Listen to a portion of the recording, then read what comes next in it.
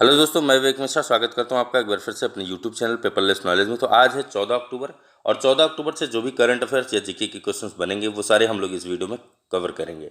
आपको बता दें कि वीडियो को एकदम ध्यान से देखिएगा, लास्ट तक देखिएगा, क्योंकि लास्ट में हम लोग एक दो क्वेश्चंस पे चर्चा करते हैं। रिवीजन के तौर पर आप वो क्वेश्चन ज़रूर सॉल्व कीजिए और उसका हो सके तो जितना ज़्यादा से ज़्यादा उसके बारे में डिटेल में आप आंसर करिए, क्योंकि डिटेल में आंसर करेंगे तो आपको उस क्वेश्चन से रिलेटेड जो भी क्वेश्चंस बनते हैं आपकी परीक्षा में वो आपके लिए हेल्पफुल साबित होंगे। चलिए बात करते हैं आज के क्वेश्चंस की। तो आज का पहला क्वेश्चन है, चलिए पहले बात कर लेते हैं कल के क्वेश्चंस की। तो कल का पहला क्वेश्चन जो हमने पूछा था कि किस आईआईटी ने बनाया मॉशिक माइक्रो प्रोसेसर। दोस्तों ये क्वेश्चंस हम आपसे पूछ चुके हैं, रिवीजन के तौर पे ये मैंने कल फिर से आपको दिया था। तो यहाँ पे 4 आईआईटीज़ के नाम दिए गए हैं। चारों में जो सही आंसर है वो है आपका ऑप्शन ए, आईआईटी मद्रास ने। आईआईटी मद्रास ने मॉशिक माइक्रो प्रोसेसर बनाया है। ठीक, अपना आंसर इसे नोट कर लीजिएगा। दूसरा क्वेश्चन हमने आपसे पूछा था कि किस बॉलीवुड अभिनेता को सीएट ने अपना ब्रांड एम्बेसडर नियुक्त किया। तो यहाँ पे भी आपके 4 बॉलीवुड अभिनेताओं के नाम दिए गए थे। इनमें जो सही आंसर था वो था ऑप्शन बी, आमिर खान। तो आमिर खान जो कि बॉलीवुड अभिनेता हैं, इनको सीएट ने अपना ब्रांड एम्बेसडर नियुक्त किया है। तो दोनों आंसर को आप डिटेल में आंसर करिए, इसके बारे में देखिए, गूगल सर्च करिए और इसके बारे में और पढ़िए। और ज़्यादा से ज़्यादा अगर पढ़ना हो तो आप हमारे पिछले वीडियो में जाके हमारा वीडियो देखिए, उसमें हमने आपको इसके बारे में डिटेल में समझाया हुआ है। चलिए बढ़ते हैं नेक्स्ट क्वेश्चन पे। तो नेक्स्ट क्वेश्चन हमारा, भारत को ऑक्सफैम इंटरनेशनल द्वारा जारी सीआरआई इंडेक्स में कौन सा स्थान मिला। यहाँ पे स्थान की बात हो रही है, प्लेस की बात हो रही है। 4 ऑप्शंस दिए गए हैं, इनमें जो सही आंसर होगा, देखिए इनमें जो सही आंसर है 109वां है, 119वां है, 139वां है और 128वां है। बट भारत को जो स्थान मिला है वो मिला है 129वां। कौन सा?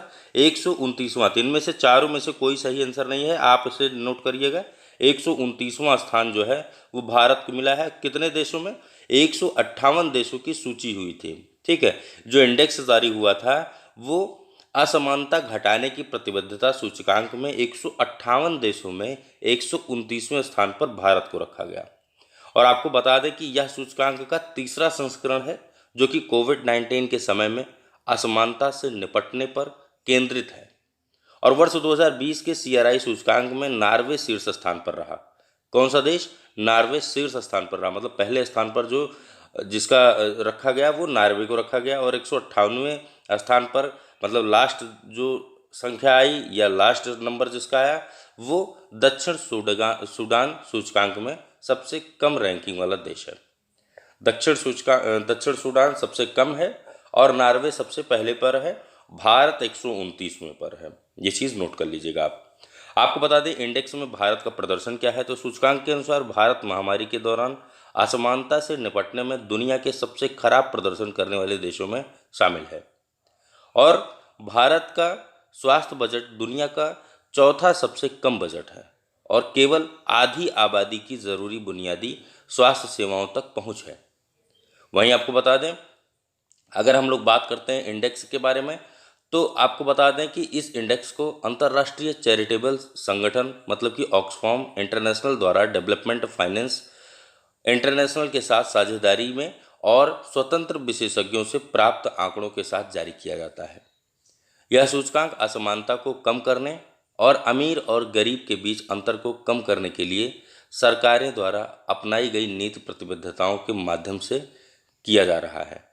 आपको बता दें कि इसकी निगरानी ये भी यही करता है। और सूचकांक 3 बुनियादी स्तंभों पर आधारित है: public service pillar, progressive tax pillar and worker rights pillar. मतलब कि लोक सेवा स्तंभ, प्रगतिशील टैक्स स्तंभ और श्रमिक अधिकार स्तंभ। ये 3 इसके जो है पिलर्स हैं जिस पे ये केंद्रित है, आधारित है।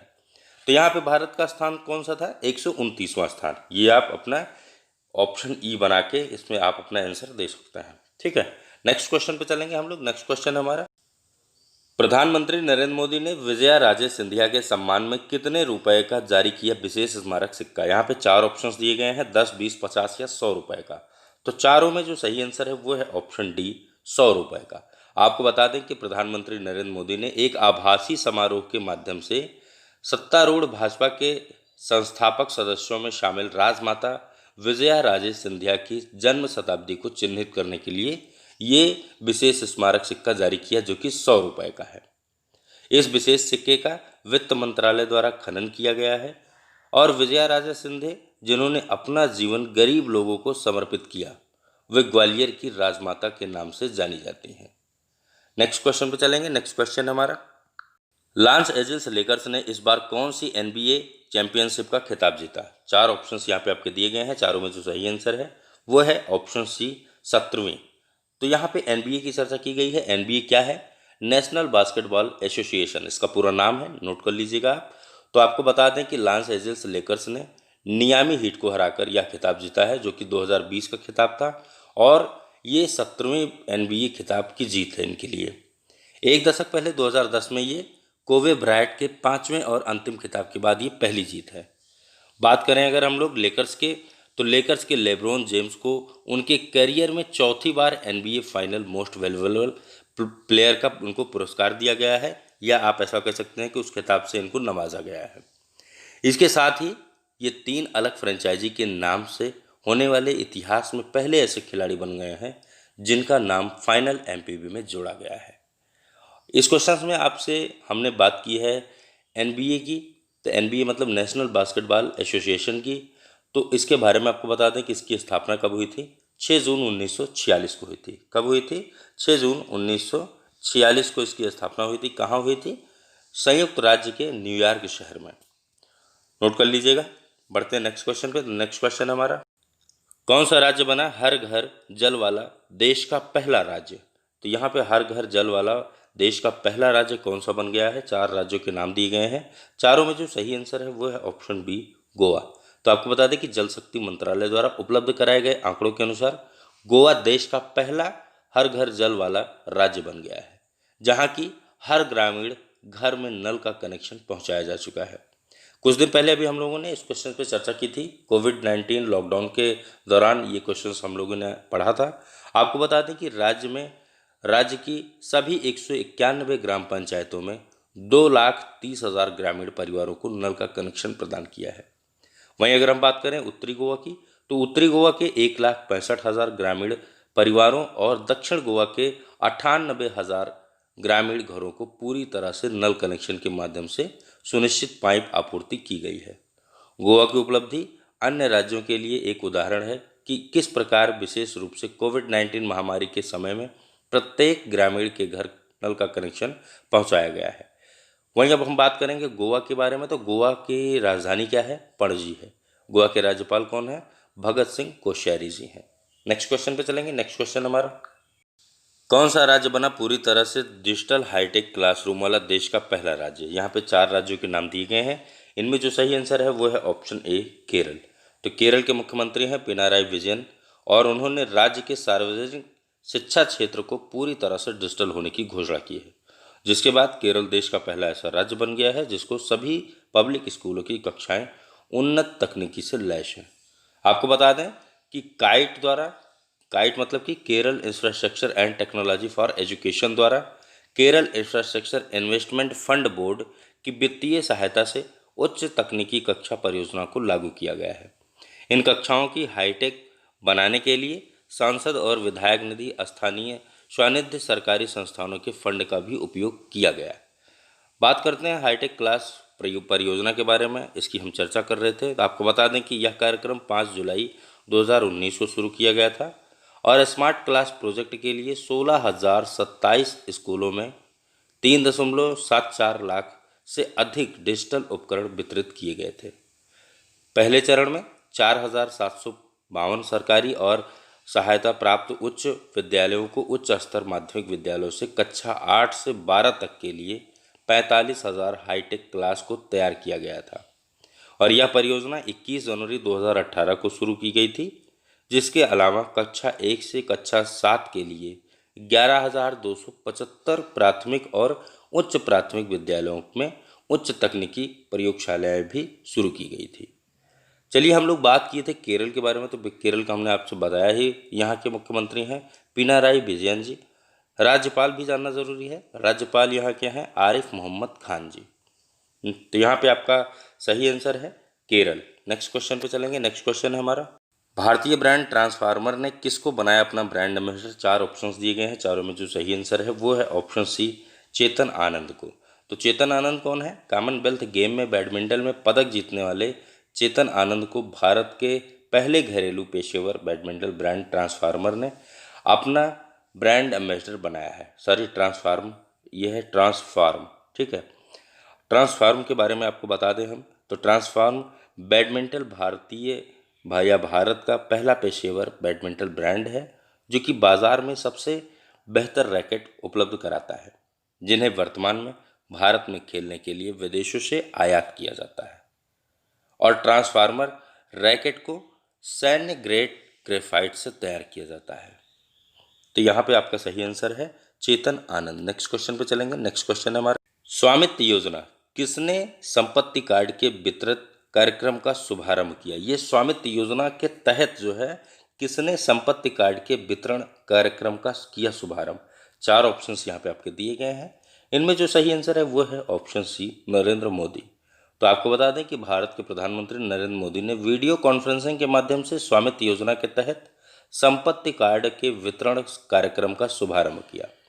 ग्रामीण क्षेत्रों में उन्नत तकनीकी प्रौद्योगिकी के साथ गांव का मानचित्रण और सर्वेक्षण, इसे हम ऐसे कह सकते हैं कि survey of village and mapping with employed technology in village area स्वामित्व, एक केंद्रीय क्षेत्र योजना है जिसे अप्रैल 2020 में ग्रामीण क्षेत्रों में ग्रामीण घरों के मालिकों को आवासीय संपत्तियों के दस्तावेज के अधिकार प्रदान करने और संपत्ति जारी करने के लिए शुरू किया गया था। इससे लाभ क्या क्या है? तो स्वामित्व योजना के बारे में आपको बता दें कि पंचायती राज्य प्रणाली को मजबूत करने में मदद करेगी, जिससे ये पिछले 6 वर्षों से प्रयास किए जा रहे हैं। और यह योजना ग्रामीण को ऋण और अन्य आर्थिक और वित्तीय लाभ लेने के लिए वित्तीय संपत्ति के रूप में संपत्ति का उपयोग करने में सक्षम बनाएगी। यह योजना चरणबद्ध तरीके से 4 वर्षों में, मतलब कि 2020 से 2024 की अवधि के कार्यान्वित की जा रही है और अंततः देश के लगभग 6.62 लाख गांवों को कवर करेगी। इस चरण में 6 राज्य कौन कौन से हैं? उत्तर प्रदेश, हरियाणा, महाराष्ट्र, मध्य प्रदेश, उत्तराखंड और कर्नाटक के 763 गांवों के लोगों को स्वामित्व योजना के लाभार्थी होंगे। लगभग 1 लाख परिवार के जो 1 लाख संपत्ति मालिक अपने मोबाइल फ़ोन पर SMS के माध्यम से लिंक प्राप्त कर संपत्ति कार्ड डाउनलोड करने में सक्षम होंगे और संबंधित राज्य सरकार भौतिक कार्ड भी वितरित करेंगी। यहाँ पे आपका सही आंसर है ऑप्शन सी, नरेंद्र मोदी। तो नरेंद्र मोदी जी ने स्वामित्व योजना के तहत संपत्ति कार्ड वितरण कार्यक्रम का शुभारंभ किया, जो कि वीडियो कॉन्फ्रेंसिंग के माध्यम से किया। नेक्स्ट क्वेश्चन पे चलेंगे। नेक्स्ट क्वेश्चन है, पॉल आर मिलग्रोम और रॉबर्ट वी विल्सन को किस नोबेल पुरस्कार से सम्मानित किया गया? दोस्तों, यहाँ पे नोबेल पुरस्कार की बात आ रही है तो एक बात मैं आपसे कहना चाहूँगा कि विगत एक हफ्ते से हम लोग कोई ना कोई क्वेश्चंस नोबेल पुरस्कार से रिलेटेड पढ़ रहे हैं। तो आप इसे अपनी डायरी में एक टॉपिक ज़रूर नोट कर लीजिए, नोबेल पुरस्कार। वहाँ पे आप सारे नाम और किस क्षेत्र में किसको नोबेल पुरस्कार दिया गया है वो सारे नोट करते चलिएगा, क्योंकि ये क्वेश्चंस आपके बन सकते हैं क्वेश्चन, और ये आपके आएंगे ज़रूर, ये आप नोट कर लीजिए। तो आपको बता दें कि यहाँ पे 4 नाम दिए गए हैं, चारों में जो सही आंसर है वो है ऑप्शन डी, आर्थिक विज्ञान के क्षेत्र में इनको सम्मानित किया गया है नोबेल पुरस्कार से। तो इसके बारे में हम लोग थोड़ा सा पढ़ेंगे, आप नोट करते चलिएगा। Royal Swedish academy of sciences, मतलब कि यहाँ पे royal Swedish academy of sciences ने सर्विसेज, मतलब कि स्वीडन के केंद्रीय बैंक, जिसे आप हम कहते हैं रिस्क बैंक, ठीक है, उसको पुरस्कार 2020 को अल्फ्रेड नोबेल की स्मृति में आर्थिक विज्ञान के क्षेत्र में पॉल आर मिलग्रोम और रॉबर्ट वी विल्सन को नीलामी के सिद्धांत और नए नीलामी प्रारूपों के आविष्कार में सुधार के लिए पुरस्कार देने का फैसला किया है। और उन जो है इनकी सैद्धांतिक खोजों में जो नीलामी कार्य में सुधार किया गया है उसके बारे में हम लोग थोड़ा सा पढ़ेंगे। तो आपको बता दें कि इस वर्ष के लॉरेंस पॉल मिलग्रोम और रॉबर्ट विल्सन ने अध्ययन किया है कि नीलामी कैसे काम करती है, जिन्होंने सामानों और सेवाओं के लिए नए नीलामी स्वरूपों को डिज़ाइन करने के लिए अपनी इनसाइट का उपयोग किया है। तो यहाँ पे पॉल आर मिलग्रैम के बारे में हम लोग थोड़ा सा पढ़ेंगे। इनका नाम आया है तो इनके बारे में पढ़ना ज़रूरी है। आपको बता दें कि इनका जन्म 1948 में अमेरिका के डेट्रॉयट में हुआ था और स्टैनफोर्ड यूनिवर्सिटी, स्टैनफोर्ड अमेरिका के 1979 मतलब कि 1979 में इन्होंने वहाँ से पीएचडी की और सर्ली और लियोनार्ड एनली जूनियर मानविकी और विज्ञान के प्रोफेसर स्टैनफोर्ड विश्वविद्यालय यूएस में इन्होंने ये उपलब्धि हासिल की। आपको बता दें यहाँ पे बात आई है रॉबर्ट वी विल्सन की, तो उनके बारे में भी जानना ज़रूरी है। ये भी अमेरिका के जेनेवा शहर से बिलोंग करते हैं, जिनका जन्म 1937 में हुआ था और 1963 में हार्वर्ड विश्वविद्यालय के कैम्ब्रिज, जो कि संयुक्त राज्य अमेरिका में है, वहाँ से इन्होंने डीबीए की उपाधि ली थी और एडम्स के प्रतिष्ठित मैनेजमेंट के प्रोफेसर एमेरिट स्टैनफोर्ड यूनिवर्सिटी यूएसए में इन्होंने अपनी ये पढ़ाई पूरी की थी। चलिए बात करते हैं हम लोग आर्थिक विज्ञान में नोबेल पुरस्कार का इतिहास, इसके बारे में थोड़ा सा हम लोग पढ़ लेते हैं। तो सन 1968 में सर्विक रिस्क बैंक मतलब कि स्वीडन के केंद्रीय बैंक ने नोबेल पुरस्कार के संस्थापक अल्फ्रेड नोबेल की स्मृति में आर्थिक विज्ञान में पुरस्कार की स्थापना की और इस पुरस्कार को 1968 में बैंक की 300वीं घाट मतलब कि तीसरे शतक 300 की वर्षगांठ के अवसर पर से इसको जो है सेवरिक रिस्क बैंक ने नोबेल फाउंडेशन द्वारा प्राप्त दान पर आधारित है और आर्थिक विज्ञान में पहला पुरस्कार 1969 मतलब कि 1969 में रगनार क्रिक्स और रॉन टिगवर्गेन को दिया गया था। नेक्स्ट क्वेश्चन पे चलेंगे। नेक्स्ट क्वेश्चन है हमारा, किसके द्वारा डॉक्टर बाला साहेब विखे पाटिल की आत्मकथा का विमोचन किया गया। यहाँ पे 4 ऑप्शंस दिए गए हैं, चारों में जो सही आंसर है वो है ऑप्शन ए, भारत के प्रधानमंत्री नरेंद्र मोदी द्वारा। आपको बता दें कि इनका जो कार्यकाल रहा है ये लोकसभा सांसद रहे हैं और ये अभी हाल ही में इनका जो है ये जो आत्मकथा का विमोचन किया गया है ये भारत के प्रधानमंत्री नरेंद्र मोदी जी द्वारा जो है ये किया गया है और आत्मकथा का जो शीर्षक रखा गया था वो था बी दिबीचवा करड़ी, एक नेक काम के लिए जीवन समर्पित करना। इस अवसर पर उन्होंने ये भी कहा कि इनकी जीवन की जो आत्मकथा है वो भले ही आज जारी हो रही है लेकिन इनके जीवन को, कहानियों को पूरा महाराष्ट्र उनके गृह राज्य में देखा जा सकता है। तो यहाँ पे सही आंसर है ऑप्शन ए, प्रधानमंत्री नरेंद्र मोदी। नेक्स्ट क्वेश्चन पे चलेंगे। नेक्स्ट क्वेश्चन है हमारा, अंतर्राष्ट्रीय बालिका दिवस international day of the girl child निम्न में से किस दिन मनाया जाता है। 4 ऑप्शन यहाँ पे आपके दिए गए हैं, इनमें जो सही आंसर है वो है ऑप्शन डी, 11 अक्टूबर। तो अंतर्राष्ट्रीय बालिका दिवस हर वर्ष 11 अक्टूबर को मनाया जाता है। इस दिन को मनाने का मूल उद्देश्य क्या है, तो मूल उद्देश्य है बालिकाओं के सामने आने वाली चुनौतियां और उनके अधिकार के संरक्षण के बारे में जागरूकता बढ़ाना। अंतर्राष्ट्रीय बालिका दिवस हर साल 2012 से मनाया जा रहा है और इस साल अंतर्राष्ट्रीय बालिका दिवस की जो थीम है वो है हमारी आवाज़ और हमारा समान भविष्य। ये जो है इस बार की थीम है, 2020 की जो थीम है हमारी आवाज़ और हमारा समान भविष्य है। नेक्स्ट क्वेश्चन पे चलेंगे। नेक्स्ट क्वेश्चन है हमारा, जलवायु नवाचार को बढ़ावा देने के लिए अर्थशोध प्राइज की शुरुआत किसके द्वारा की गई। यहाँ पे 4 ऑप्शंस दिए गए हैं, चारों में जो सही आंसर है वो है ऑप्शन डी, उपरोक्त ए एंड सी, मतलब कि प्रिंस विलियम और डेविड एटनबरो। प्रिंस विलियम कौन है, प्रिंस विलियम ब्रिटेन के प्रिंस हैं और एटनबरो जी जो कि प्रकृतिवादी एटनबरो ने प्रकृति की रक्षा और पुनर्स्थापना को प्रोत्साहित करने के उद्देश्य से अर्थशोध प्राइज की शुरुआत की, इसकी घोषणा की। अर्थशोध प्राइज का उद्देश्य क्या है, तो परिवर्तन को प्रोत्साहित करना और अगले 10 वर्षों में पृथ्वी की मरम्मत करने में मदद करना और पर्यावरण की समस्याओं के लिए अभिनव समाधानों को पुरस्कृत करके निराशावाद को आशावाद में बदलना है। अर्थशोध प्राइज की बात की गई है तो इसके बारे में थोड़ा सा जानना चाहिए। तो आपको बता दें कि पहली 5 अर्थशोध प्राइज प्रकृति की रक्षा और पुनर्स्थापना, स्वच्छ हवा, महासागरों को पुनर्जीवित करना, कचरे में कमी और जलवायु परिवर्तन कैटेगरी के लिए उसे अंतर्गत के उसी के ये सारी 5 के अंतर्गत इसे जो है दिए जाएंगे।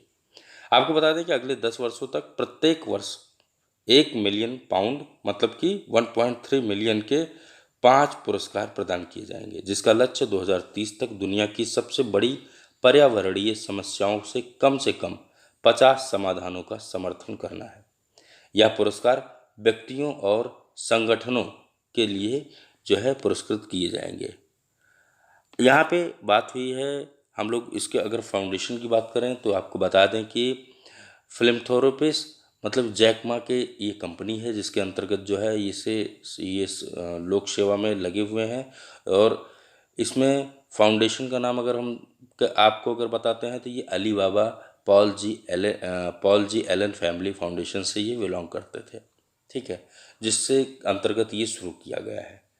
तो यहाँ पे ऑप्शंस ए और सी दोनों सही होगा, प्रिंस विलियम्स और डेविड एटनबरो। नेक्स्ट क्वेश्चन पे चलेंगे। नेक्स्ट क्वेश्चन है हमारा। तो चलिए आज का क्वेश्चन यहाँ पे आपके सामने तैयार है।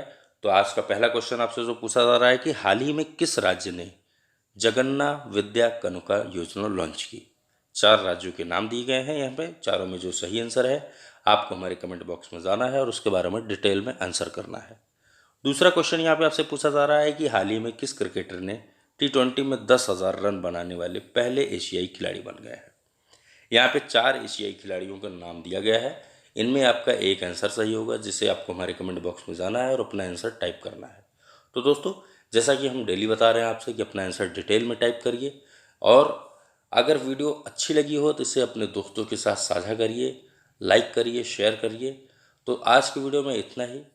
तो आज की वीडियो में इजाज़त दीजिए, फिर मिलेंगे किसी नेक्स्ट वीडियो में। तब तक के लिए धन्यवाद। जय हिंद।